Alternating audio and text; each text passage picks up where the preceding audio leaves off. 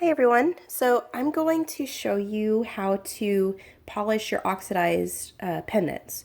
So if you make pendants and you like that antique look, this is what I do. I take my copper pendants and my silver filled and I oxidize them using this solution called Liver of Sulfur.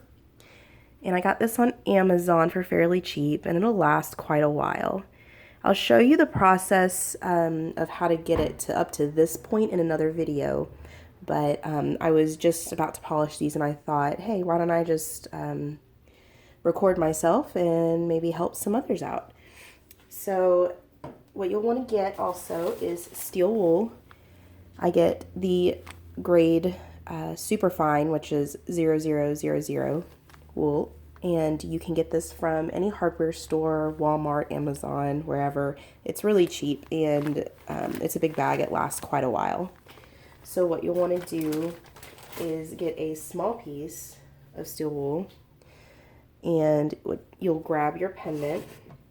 I'm going to do this copper labradorite. So this is what it looks like after that oxidation bath, basically. As you know, copper is a really pretty color. Once you oxidize it, it turns black, basically. And this will happen over time, naturally. It would take a long time for it to get this dark. But what I'm doing is I'm speeding up that oxidation process. And then I'm going to polish it to bring out the highlights. And it'll really show the detail in the weave.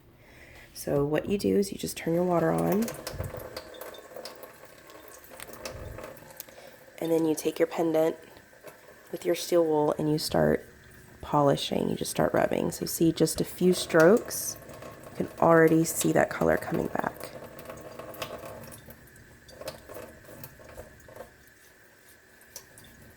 So you're just going to polish it up and try to get inside those weaves. So what you're wanting is that darker color to stay kind of in the low lights. And then you're polishing the high points of the wires, so the wires that are sticking up, and that's what's going to bring out all those details.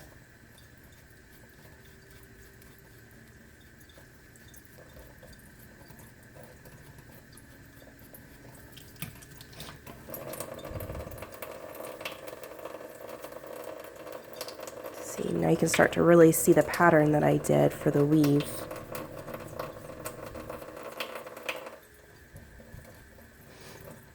And I would just go along the wire. I'd be careful on the stone. I mean, I've had to kind of go on the stone a bit. It's never messed up any of my stones, but I would just be gentle. If you're wrapping a softer stone, it could possibly scratch it. So I would just be gentle to only polish on the wire as much as possible. I like to do the back too, even though that's not really seen. And getting inside the bale is a little bit difficult. What I usually do is I just kind of squish the wool down. I'll put it in there and I'll kind of rotate it. And that kind of helps me get that interior a little bit. Although it's not a big deal, you don't really have to do that. I just like to try to make it even throughout on mine.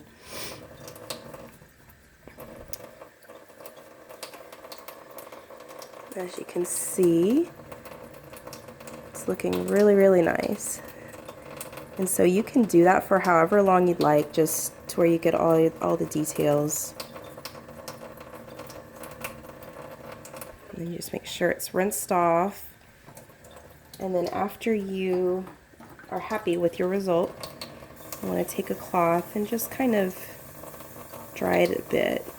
Just make sure there's no excess water. You want it to be completely dried before you store it. So there's that one. So I'm just going to set that one aside, and then I'm going to show you. So this is silver filled. This is what it looks like after I oxidize it. And now I'm going to polish it. As you can see, it brings out that bright silver color again, but it keeps those low lights. So it has the darker parts and the lighter parts, and it's just really, really nice.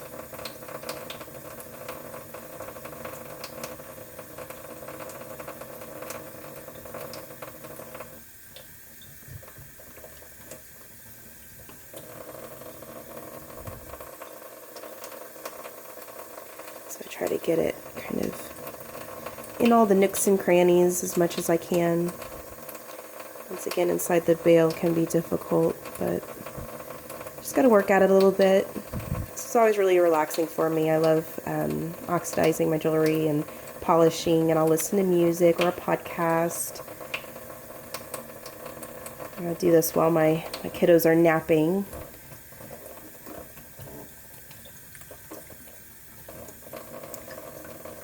And that's it for the silver.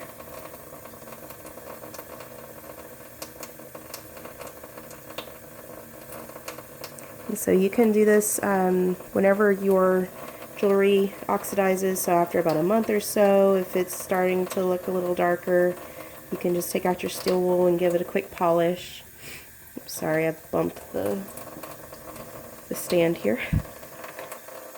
I'll do one more for you here.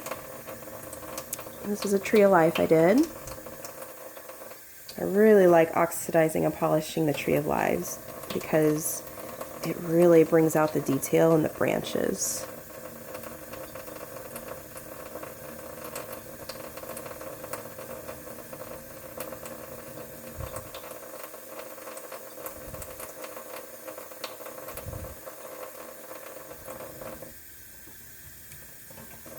And you can wear gloves if you want. I sometimes do, I sometimes don't.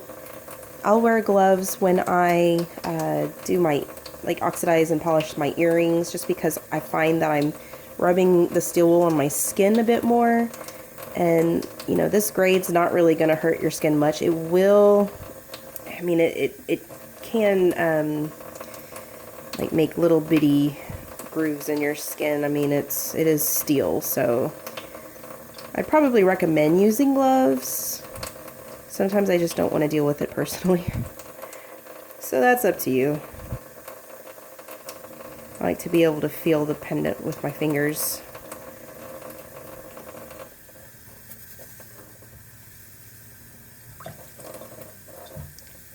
So you just keep going until you get it exactly how you like it.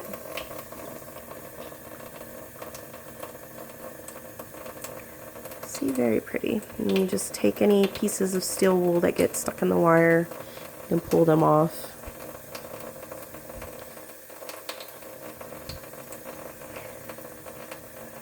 So yeah, that's about it.